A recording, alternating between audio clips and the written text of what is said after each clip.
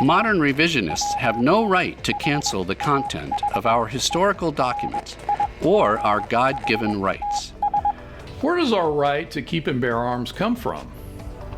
Most people would say the Second Amendment, but really that's not what the Founding Fathers thought. What they thought was our natural right for self-protection was one of the inalienable rights that came from God. In the Declaration of Independence, they listed the main three: the rights for life, liberty, and the pursuit of happiness. The founders considered not only the right to life, liberty, and the pursuit of happiness as natural God-given rights, but many others as well, and they talked about them. In fact, they ended up listing several of those that they discussed in what we call today our Bill of Rights, the first 10 amendments. The right to self-government, to bear arms for self-defense, to own, develop, and dispose of property, to make personal choices, the right of freedom of conscience and freedom of religion, the right to choose a profession, to choose a mate, to beget one's kind, to assemble, to petition, to free press, to free speech, to enjoy the fruits of one's labor, to improve one's position through barter and sale, to contrive an event, to explore the natural resources of the earth. The right to privacy, although not the sexual promiscuity that's described today. The right to provide personal security, to provide natural necessities like air, food, water, clothing, and shelter. The right to a fair trial, of free association, and the right to contract. In fact, when the Bill of Rights was discussed during the founding era, there were some people that opposed putting a Bill of Rights in the Constitution. Not because they were opposed to those certain rights, but what they were afraid of was that if we started listing those rights in the Constitution, that we couldn't by any means list all the rights, and therefore if one was omitted, the people would be able to point to it and say, oh, it's not in the Bill of Rights, therefore it's not a right. And they didn't want that to happen. So what they did to cover all the bases when they did do the Bill of Rights is they inserted the 9th Amendment. And if you'll read the 9th Amendment, you'll see that it says, the enumeration in the Constitution of certain rights shall not be construed to deny or disparage others retained by the people. So the intent of the Bill of Rights was not to confer rights on us as the people, but to prevent the government from abridging those rights.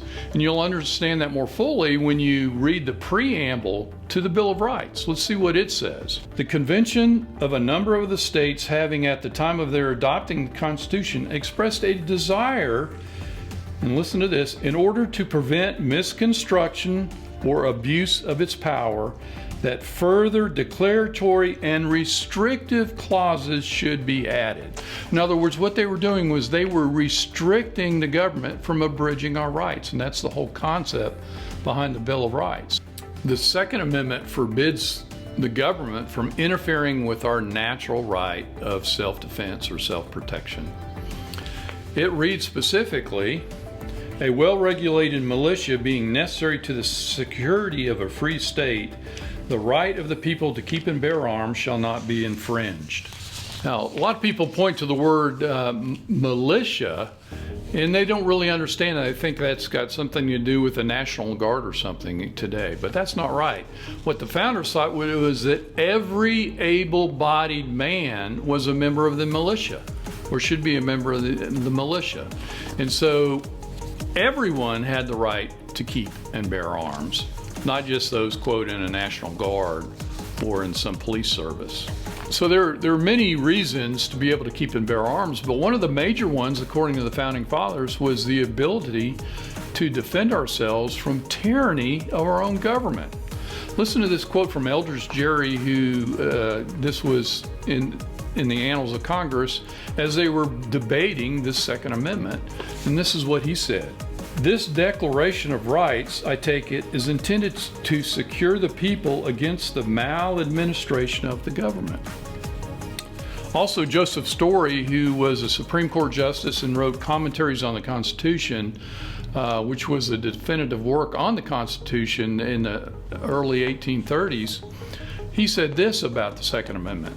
The right of the citizens to keep and bear arms has been justly considered as the safeguard of the liberties of a republic, since it offers a strong moral check against the usurpation and arbitrary power of rulers, and will generally, even if these are successful in the first instance, enable the people to resist and triumph over them. If you look at the history of the 20th century with the totalitarian governments in Nazi Germany and communist Russia, etc., you'll see one of the first things they did was to take away the arms of the citizens. And why? Because if the citizens weren't armed, they couldn't fight back against the tyranny of their own government. The right for everyone to bear arms also came into play from foreign powers, because if you think again back to World War II, the Japanese seriously considered about invading the West Coast, but they didn't. And why not? Well, the reason was that they knew almost every citizen owned a gun, and if they invaded, they wouldn't be just fighting the army, they'd be fighting every single citizen. In a totalitarian government, when they take the arms of their own citizens, then they are free to intimidate, coerce, and terrorize those who oppose them. This is usually done incrementally at first, with labeling their gun confiscation goals as sensible. We should never allow that to happen in America. So the bottom line is the Second Amendment is a guarantee that the government will not get involved, will not infringe anything to do with bearing arms. There are two ways to view any subject. There's a biblical view, and then there's a worldly view. And that holds true in economics as well. In America today, we're seeing the extreme rise of the secularist view, almost to the point where people don't even know that there is a biblical view of economics. The biblical view has been totally cut out of the public square, and there's so much illiteracy about what the Bible says about economics that no one even understands that anymore. The basic concepts in the Bible about stewardship and private property and personal accountability are all but forgotten. And we need to get back to those basic principles and actually dig deeper into what the Bible says about all these issues.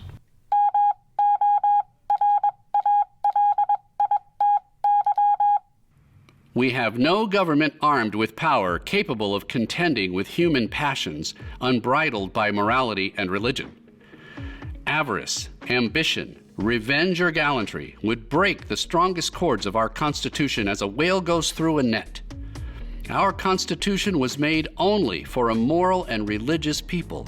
It is wholly inadequate to the government of any other.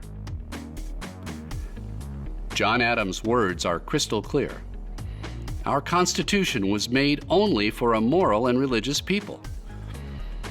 So is our Declaration of Independence, that they are endowed by their Creator with certain unalienable rights.